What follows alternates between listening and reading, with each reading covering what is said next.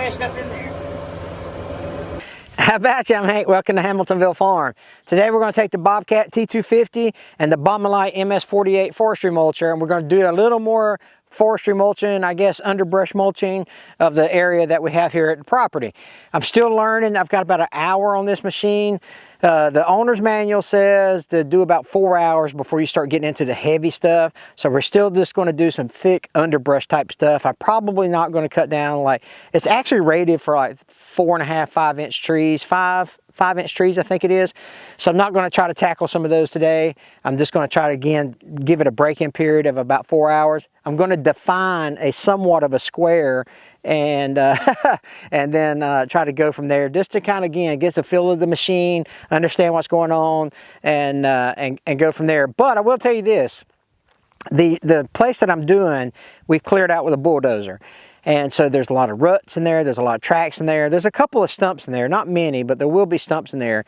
But when I get to a part where we pushed all the debris up with the bulldozer, that should be just dirt and compost and some wood that hadn't rotted yet. So I'll take care of that, or I'll go around it. Probably go around it, to be honest with you. Maybe come up high with it and work my way down until I start hitting the dirt or the compost or the fallen trees, whatever it is that we pushed up with the dozer. So we'll try that, and then we'll just get some more seat time and try to figure this thing out. What do you think? You want to go with us? Come on. Before I get in, I always put my hearing protection in. These are these Elgins. I love these things. You can actually save 15% with HF15. I'll leave a link in the description below.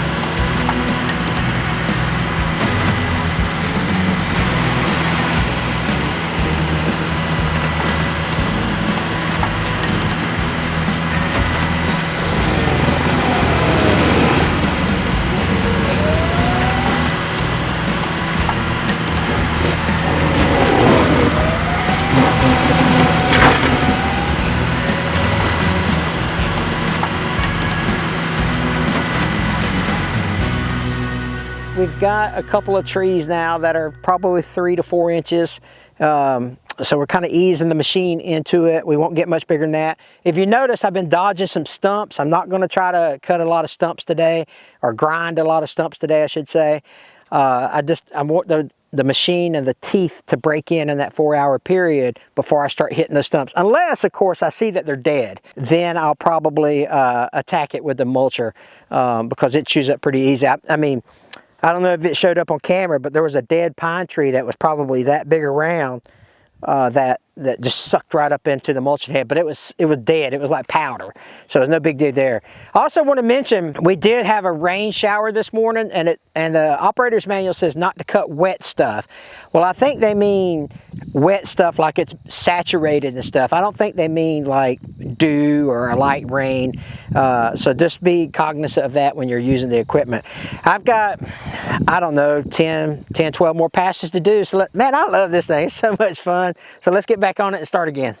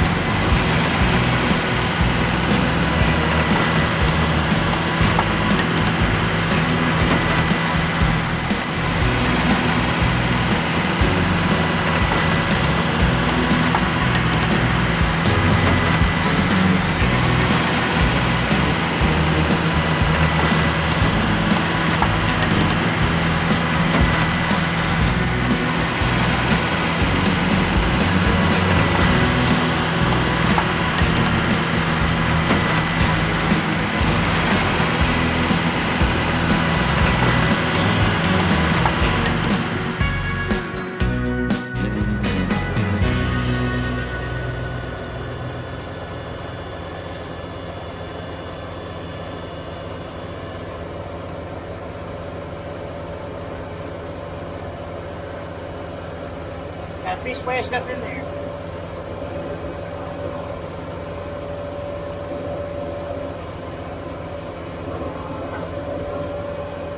Alright, let me figure this out. I've got to go to the truck and get something to beat this out now.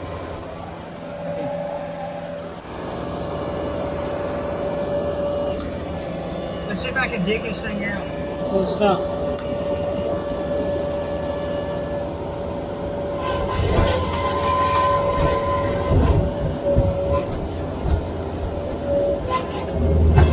There you go. That worked.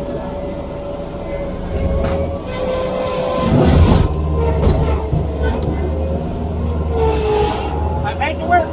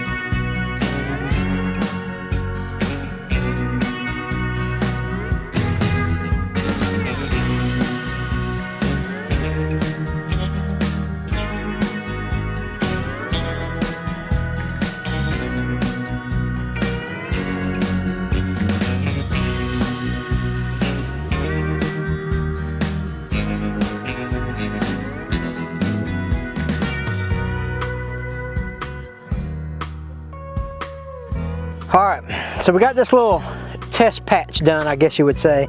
But some things I've got to work on, like this piece right here, you know, that's not good. That needs to be cut. So what I think I'm doing wrong is I think I'm just going over it, and then I don't realize that I need to come back and kind of maybe back drag it and cut it up again and actually mulch it. So on the way out, I'll hit this again.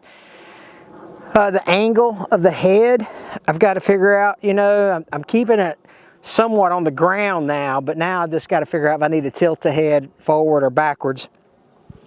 Let's go look at this one tree that I was having some issues with. I want to show you another rough spot right quick too.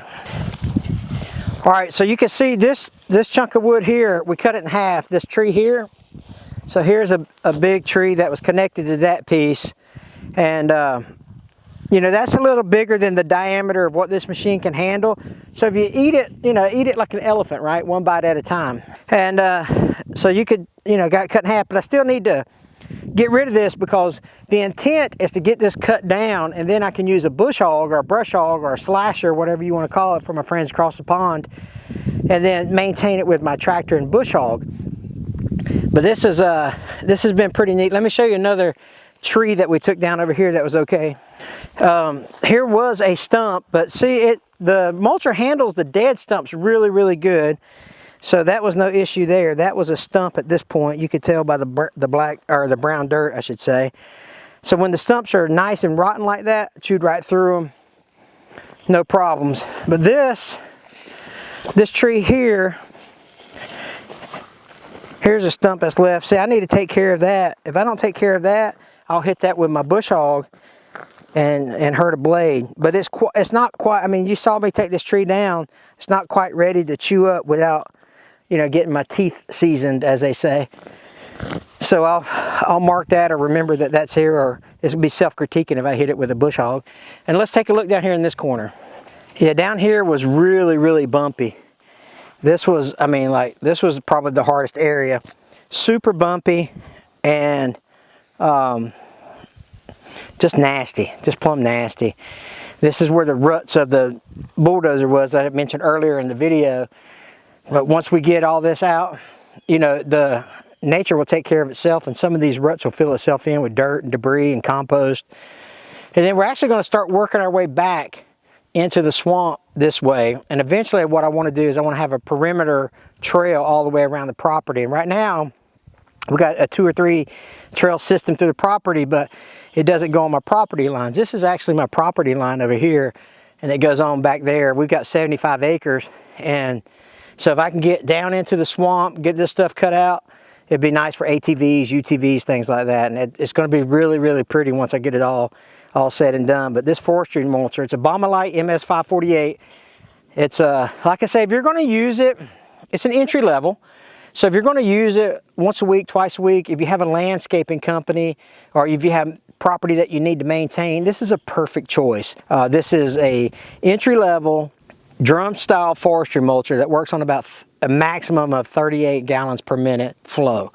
So if you're looking for something bigger than that, Baumolite makes bigger ones, but the MS48, I think they make a 9000 series that's top of the line. Don't quote me on that, but go to baumolite.com and you can see the biggest, baddest one they make. And I think it's a 9000 series, but this is the 5000 series, and then you have the 6000 and so forth. But I'm telling you, man, I mean, I'm not going to break it. You know, I'm not going to, this thing is just, it's almost indestructible. Let me show you a little bit about the gauges I was paying attention to while I was actually working on the skid steer. All right, let's talk about the gauges that I was paying attention to while I was in the cab of the machine.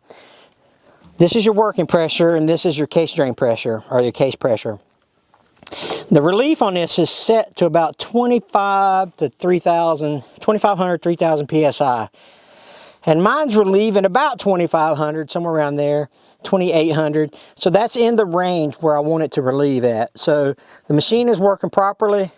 And what I've got to learn to do is I've got to learn to, when the pressure relieves, to remember to back out, give it some time, let it build up those RPMs again, let the machine get, you know, going as fast, because the advantage of having a machine like this is that drum spins so fast that it mulches that stuff up pretty good versus a bush hog. But I think I was going too fast. You know, it would hit relief and then I'd back up and then I'd go back into the debris. I think I need to wait a little longer, then go into the debris once the machine has spun back up again. But it's performing like it should. I do have a small hydraulic leak over here on this. I checked the coupling, and so I went and I tightened these down with the wrenches before I came out here. So I think it's actually, look how loose that is there. I think it's on the machine side, because this one's kind of tight and this one's kind of tight. But look here, look right here when I move this. See how loose that is? So you can see the oil, hydraulic oil that's building up right there. So I've got a small leak in it around this fitting, and so I don't know how I'm going to fix that. I guess I'll just keep an eye on it and keep adding fluid to it, because it's not, I mean, it's literally dripping every now and again. So it's not like a massive leak or whatever. I just checked the hydraulic fluid level in the skid steer. It's fine. So we're not leaking enough to really matter, but I do need to top it off every time I use it if I'm going to be using it for hours at a time. So not only is the working pressure is good for the machine and stuff, I was keeping a constant look at the gauges inside the cab. The temperature of the oil was fine, the oil pressure was fine, the hydraulic pressure was fine, and the engine temperature was fine. So the machine is handling, it's an 81 horsepower machine, and it's not putting any type of strain on the Bobcat itself. So it's appropriately matched, I guess you would say, is what I'm trying to get at. And so if I had a bigger machine, I could get a bigger mulcher. I can make it go faster, but so far I'm doing about 2,500 RPMs, maybe 2,400 RPMs. And it seems to be handling the machine, and the machine and the mulching head is matched pretty evenly. And I think that that's important when you go to look for one of these things, that you match the size of the mulching head with what you have. Now this does have high flow on it, because a lot of these skid steers don't have high flow, so make sure you look into that before you start making decisions about what kind of mulching head you're going to be putting on your skid steer. Hey, listen, I appreciate you guys tagging along on this journey. I'm loving this thing. It's a beast of a machine. Good Works Tractors is a website that, if you're in America, that you can order it from, or you can go straight to Baumolite and order it at baumolite.com. If you're looking for a forestry mulcher for your skid steer, this is a good one to have, and it's a good one to get you into the business. And so anyway, I'm loving it so far. I'm digging it. So I appreciate you guys watching, and there's plenty more forestry mulching videos we're going to be putting out soon, so hopefully tag along for that as well. You guys take care. God bless you guys. Next on Hamiltonville Farm.